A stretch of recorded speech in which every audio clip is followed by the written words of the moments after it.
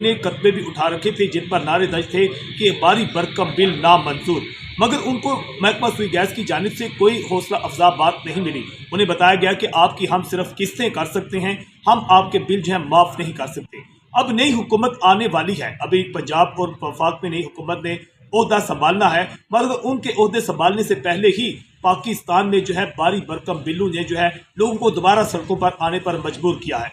लोगों की जानिब से एक ही मुतालबा किया जा रहा है कि खुदारा जो है सुई गैस और बिजली के जो बिल हैं इनमें इतने ज़्यादा टैक्सेस लगा दिए गए हैं कि अब आम आदमी के लिए घर का खर्चा चलाना नामुमकिन हो गया है। और उनका एक मुतालबा सामने आया कि फौरी तौर पर जो तमाम टैक्सेस हैं इनको ख़त्म किया जाए और उतने बिल आए कि जो एक आम आदमी जिसकी 15 से 20 हज़ार तनख्वाह है वो अपना रोज़गार जो है या जो बेबी बच्चे हैं उनका बेहतर तरीके से जो है घर बार चला सके।